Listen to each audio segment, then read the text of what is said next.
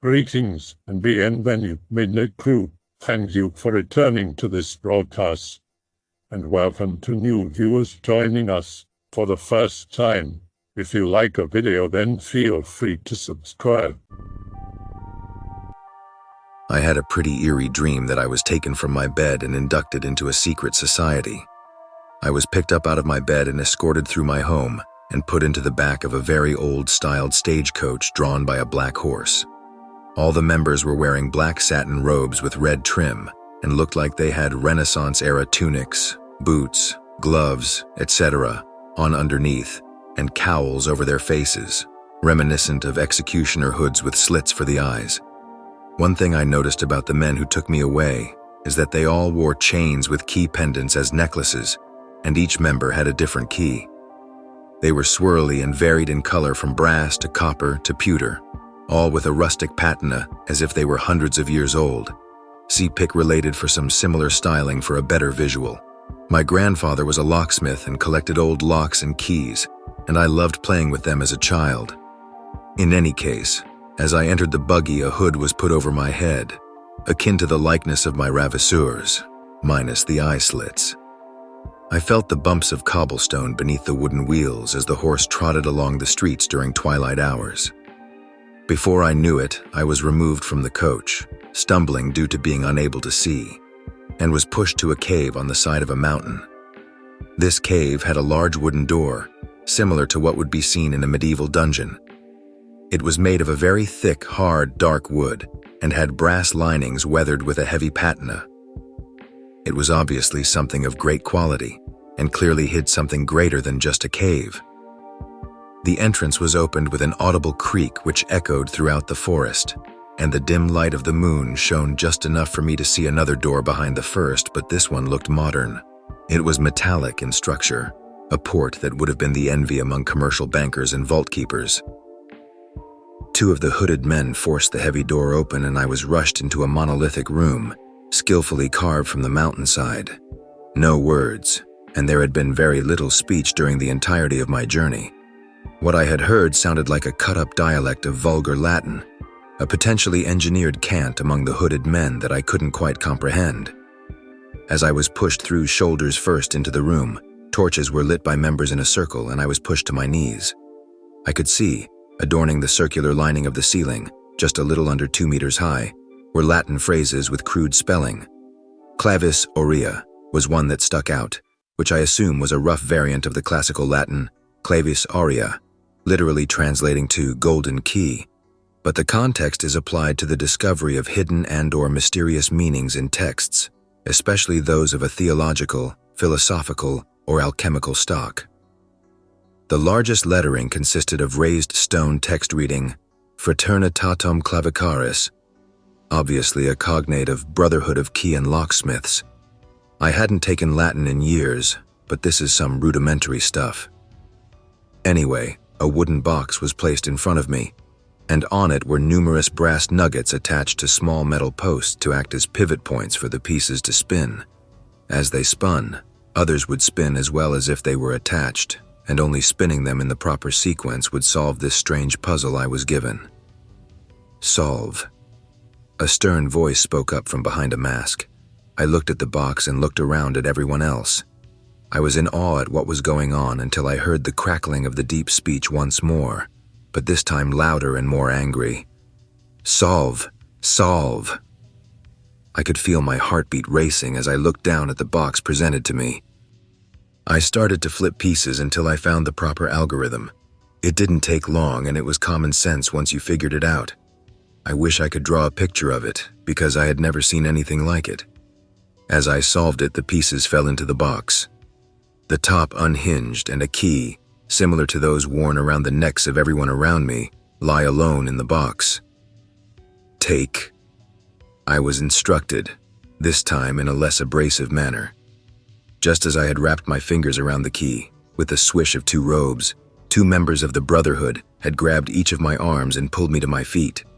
The seemingly head figure stood before me and pulled off his mask. His face reminded me of my grandfather from when he was alive, but with a few minor differences. Maybe my brain was trying to recreate his image, but struggled since it had been well over 10 years since he died. Continuing to speak in short, choppy commands, he asked me, strugglingly so, if I would partake in an apprenticeship. Of course I obliged, partly out of curiosity and partly out of fear of what these strange men in cloaks would do to me if I declined. Just as quickly as I was brought into this strange place, I was removed. We returned outside where I was cloaked in what reminded me of burlap dyed black. My attire given to me from an old oaken wardrobe from within our tomb consisted of a tunic, mask, pants, and sandals made of the same ropey, hemp-like material. I was now in new garb and was quickly instructed to follow two of the unnamed men into the woods, towards a trail that was unfamiliar to me, despite the fact that the scenery looked identical to the region in which I currently reside. I stuck close as we crept through the tree line by the light of the moon and watched a large SUV drive by. It seemed to stop at a small shack, and men clad in suits and Freemason aprons stepped out and into the small building, dimly lit with red lamps. I was instructed to follow as we bounded past the trail near the vicinity of the structure. I remember hearing someone shout something about a supreme order before one of the men got underneath the vehicle parked outside, engaged in an activity of which I was not a part. As we sat motionless, within earshot yet still outside of the visual spectrum of the men in the outpost, I was able to hear the fearful questioning of children asking when they'd be allowed to leave. This went on for what felt like a long time, until whatever ritual was completed and the men returned to their vehicle, which was parked next to a ravine by the mountain, roughly 30 or 40 meters above a creek bed. The car started, sputtered, and moved forward towards a nearly 90-degree curve, but it wasn't steering, nor was it stopping. The speed picked up as the vehicle disappeared into the night, yet the sounds of it rolling over multiple times drowned out the faint screaming from the men trapped inside. The last associate who stood with me pointed towards them. I instinctively traversed in the direction of the crash and slowly climbed my way down the mountain diagonally. It was very steep, and I could see the lifeless bodies of the men sitting in the SUV. I had to make sure they were dead and then made my way back to the building. As I approached along the side of the same tree line near the road we had walked before, my partner was leading 3 children, presumably recaptured from the building from earlier, towards the same wagon which had taken me from my home only moments before. They were rushed in and sent off with 2 of our own members into the night, but seemed happy to see such creepy men in strange robes. Everything after that is mostly a blur. I think I've always been destined to be a part of the Hollywood elite. I love movies since childhood and have always dreamed about being famous, doing something entertaining like movies, music, or romance novels. I feel like my inclinations and personality match pretty well with the entertainment elite, and that some of them would want to be my friend, although I'm not politically aligned. I know there are sacrifices to be taken if you want to be a part of this kind of shit, and I'm willing to do anything for my dream, sell my soul and whatever. I'd be one of those guys who would willingly take the gold Tyrian indigo pill, if you understand me. Or maybe we should create a new kind of pill taken by people who just want to be celebrities, no matter what. Does the Illuminati exist, or is it just a conspiracy spread to obfuscate the truth? Because if it did, it would make this way easier. Is there no secret society thing? Is it all really just market interests? Does joining the Freemasonry Lodge of my local city would serve the same purpose? Help me get at least a little bit closer to this objective, or learn how, or is it just not how it works anymore? I have great ideas, but no money, energy to make it happen, or connections at all. I even believe those ideas and other things I have would be of their interest. I've been debating for a while if I should share this dream I had. And maybe it's a bad idea if I do. It's always left me with a feeling that I shouldn't, but it left such an impression on me that I had to share it here to see if anyone else has experienced something similar. So the story I'm about to tell is 100% a dream I had told to the best of my ability. Obviously, it's hard to remember all the details from a dream, but I remember this one better than most, and it has stayed with me longer than any other dream. The dream started in a dark, dimly lit nightclub. Dark-colored chairs and tables. People talking to one another and dressed in dark colors and dressed well. A waitress approaches me and I'm suddenly a bit interested because she is beautiful and alluring. She leans towards me and quickly draws a symbol on my forehead, quickly by tracing with her finger. Instantly there is like a pop and an awakening of something like an inner eye. She makes a comment to the effect of, "Enjoy your one night." Before my eyes, almost like a heads-up display, a menu and sort of a floor map appears of the basement of this building. I'm not exactly sure how I knew, but it was implied that there was access to illegal material or perhaps worse in this facility.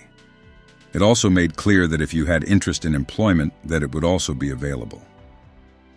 An elevator door opens behind me and I get in and it takes me down. From this point on, I'm not exactly sure of the order in which I see things, but I'll do my best. I enter what looks like a government of expensive office building. It has a dark and polished look to it. Lots of black polished marble or granite, metal and glass. I see a room filled with office cubicles with about 100+ people working on computers. Somehow it's explained to me that they are looking for creative individuals for some unknown purpose in this department. The underground building is large and hard to navigate. I sort of wander around the building looking around, going up and down the floors. Of this I don't remember much. One room I found was probably related to the illegal material that was offered. It was like a small library with stacks of DVDs which had different descriptions relating to illegal material. The DVDs were disguised as random, unassuming movies, perhaps to disguise their contents if they were checked out. The illegal material didn't interest me, because that's not my thing, and I didn't touch or grab any of the contents of the library. There were other men milling around this room, and I sort of got a vibe that this room was a test. When you gain access to this building, are you simply drawn in by the simple prize? Or do you seek the greater prize of employment? Was the vibe that I got the longer I was in this underground building. Despite my dislike of the illegal activities going on in this place, there was a feeling of power and wealth that was incredibly enticing that could be felt. In one main lobby, there was an ATM, where it seemed as though anyone could check their bank balance, and again it was heavily implied that working for this society would net even the lowest worker with tens of thousands of dollars a day or week, deposited right into their bank account. Now, from here, my dream takes a jump in my recollection. I don't remember if there is a lead-up or if I just jump to this next memory. I find myself in a small, dark room, almost like the interrogation room in a police station. I'm in the room with a young woman probably aged about 18, maybe 20. Somehow it's my job to restrain or control her. At one point she breaks free and starts to thrash and attack me. In the scuffle I end up killing her. I'm not a violent person in real life and I could never see myself killing anyone, for the record. After this scenario plays out, it seems as though our time at this place is over and we are being led out down a dark forest path out of the facility. I walk with a group of other people and we walk without any feeling or emotion, as though we are assassins. As we walk down the path, we see the dead bodies of a few women, but not one of us is fazed by it or show any reaction. After that, I woke up. It's been about a month and I still haven't been able to shake the things I've seen. It's hard to forget the feeling of power and wealth I saw. There is a bit of inner conflict inside of me after the dream. On one hand, I'm a person who wants to help people and never want to hurt people if I can avoid it. At the same time, the allure and desire to be a part of something so powerful was a constant thought for at least a week. I've never had any dream like this before, and after a month I've never dreamed of it again. It makes me wonder if it was real and maybe a simulation or test to find potential candidates to join or work for them. Maybe there was a test, and I failed some portion of it, for better or for worse. It's of course very possible that this is just a random dream. This is post-Island Man being killed, so there was plenty about Minecraft YouTubers and secret societies to inspire a dream. I'm curious if anyone else has had a similar dream where they were granted access to this building and what their experience was if they did. Something weird happened today. I woke up to a message from my mom that my aunt had a stroke at dawn. That's weird, I thought. I just had a dream about my aunt. In the dream, she was having this massive party at her house, and the dream ended in me being chased by some killers a la Harry Potter broom chase. Anyways, that wasn't the weird part. I told my dad the news, and he told me that during the night he experienced something creepy. I had been out with some friends, so I got home really late, so it wasn't me who did the weird shit. Dad swears he heard my mother in the living room going, "Yeah, sure, okay," or something along those lines, clear as day. To the point where he thought my mother had gotten home. She was out at a beach house with her part of the family that was pretty far away. That's not the kicker, though. Our dogs usually sleep in my parents' bed, and that night wasn't the exception. My dad saw my dogs going over to the edge of the bed as if they'd heard something and were waiting for someone to come into the room. At this point, my dad is 100% sure that my mom got home, but all he's asking himself is why the hell she left the beach house at such an ungodly hour. After a while, though, the dogs go back to sleep, and here's where my dad gets weirded out. Normally, when a guest arrives, our dogs are waiting impatiently at the end of the bed, tails wagging and sometimes even barking. But they didn't do any of that. So Dad goes out of his room, creeped out of his mind to see no lights in the house on. Just silence and darkness. He thinks about calling out for my mom, but he's afraid of what would answer the call. He goes back to bed and says he doesn't fall asleep for a good hour. Have you guys had experiences with disembodied voices? Do you think what happened was malignant or just a slip through space and time? P.S. I added the aunt story because I thought it was weird. It all happened at once. I just had this dream, and I'm starting to forget it at a rapid pace, but basically, all that I can remember is that I was with people whose faces I don't remember anymore, in some kind of building, and I was really excited because we managed to get initiated and become Freemasons. I remember that I saw a group of suspicious-looking people around the hotel and somehow managed to discern that they were a group of Freemasons as well, just from a different area. I was about to go up and introduce myself because I remembered one of the rules is to be kind to your brothers. However, they suddenly came forward and pretty much beat the shit out of us. At first I was confused, but then I realized it might have been due to the fact that we were openly discussing Freemasonry. However, I remembered that it wasn't considered a secret society and became confused again. Then stuff gets jumbled, and I remembered that I was at my new house with the people who I was with initially and my family. I remember that it was a nice house with flowers on the side that grew occasionally. I think my dreams mix together sometimes, and every so often we'd cut them and give them to somebody whom I can't remember.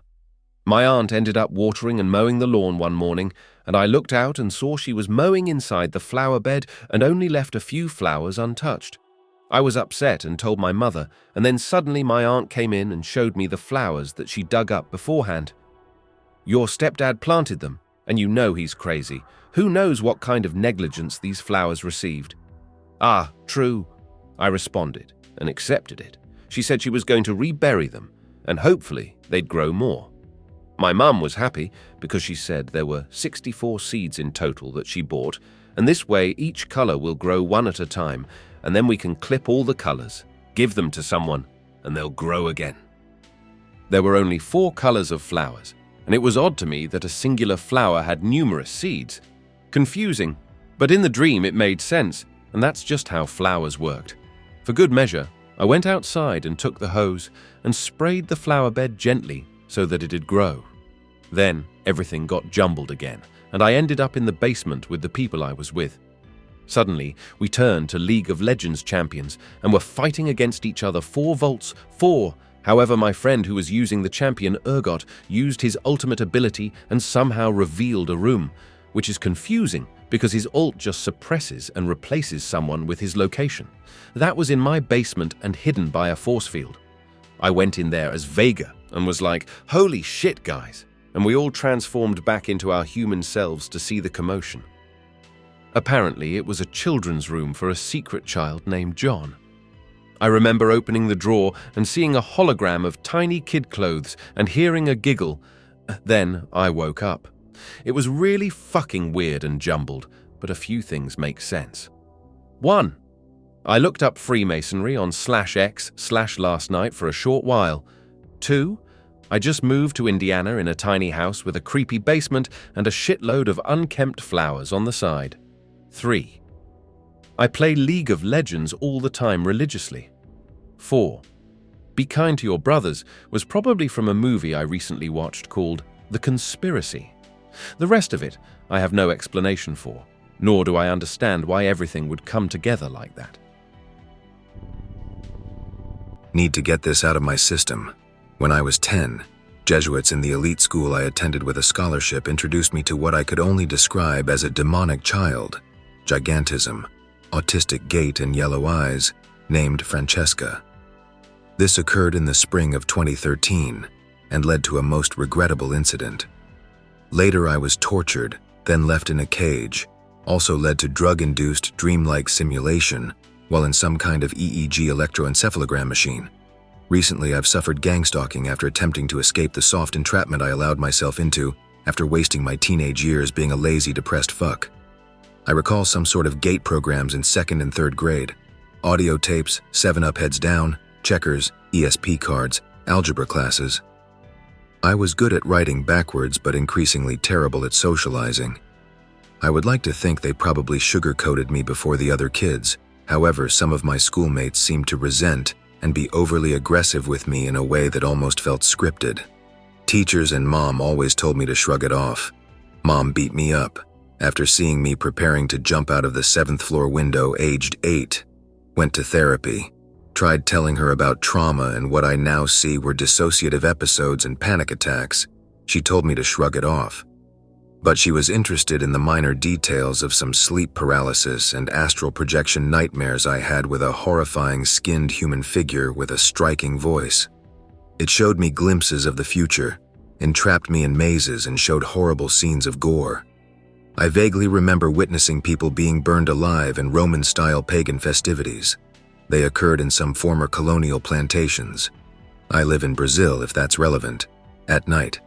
They had us run over a mud-drenched trail and fast all day, then eat an absurd amount of food. I recall feeling high afterwards.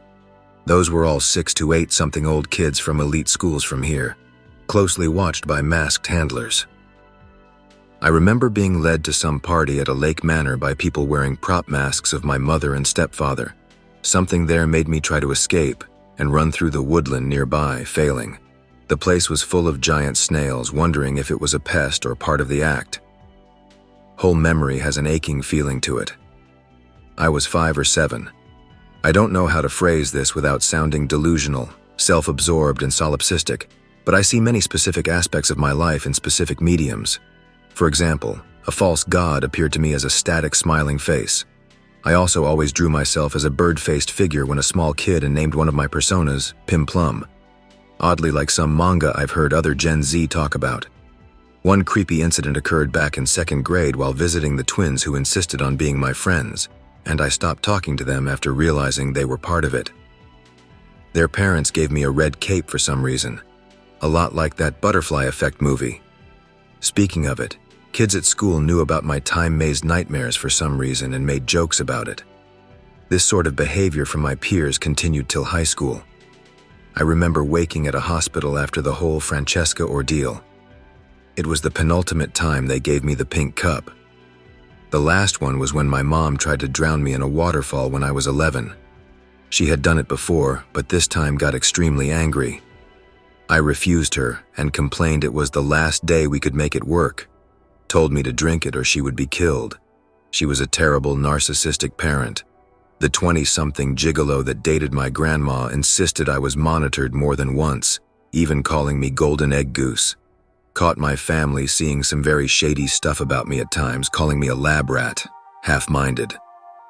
I tried dropping out of college and moving out of town this February. Ended up homeless for 3 weeks. All the hobos that interacted with me in the shelter I ended up were clearly time-wasting actors, all named Jefferson for some reason.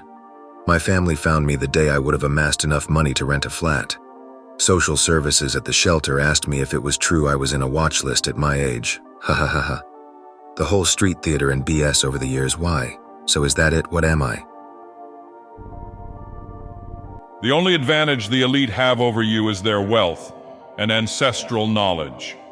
If you just started ascending on your own, you could have more knowledge than they have in about 10 years. They are arrogant and are just living off the successes of their ancestors. They have a disadvantage because they don't understand how blind they actually are due to their ideology. Some humans have reptilian or gray bloodlines, but they don't have as many advantages as you might suppose. Reptilians tend to intensely hate themselves for being human. They wallow in self-pity unless they find a way to embrace the nobility of their heritage. Greys incarnate as some of the lowest people in society, using stereotypes and expected social norms to fit in because they don't know how to act human of their own volition. The moon is just a moon. You can visit it if you want. There are holographic moons, so make sure you get to the real one. It has old roads carved into it, but has been abandoned for millions of years. Your spirit can travel the whole universe. If the moon gives you trouble, just go a little bit farther. It's really the first rung of a ladder for ascending out into space. The only reason you don't remember your past lives is because you are a pleb that hasn't figured out how to visit them. Here is a tip. The dreams that you discard as useless are capable of taking you to any moment of history. You often dream through an entire cycle of time on a regular basis. Sometimes you might go through your entire past history on Earth in one night. Sometimes you might visit it over a period of years or a lifetime. It's up to you. If you want 4 days knowledge, then stop hypnotizing yourself with TV and memes and start paying attention to reality. You have all the ingredients for success if only you would stop victimizing yourself because you are afraid of hidden forces. Beating them would make you stronger than they are.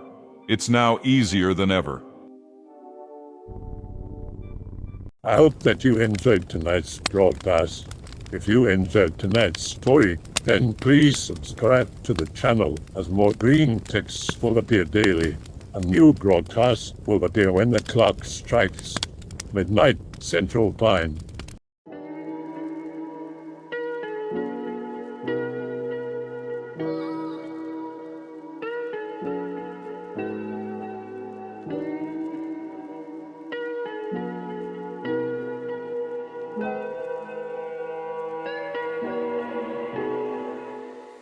Remember to check the Odyssey and Rumble pages for separate archives of previous broadcasts.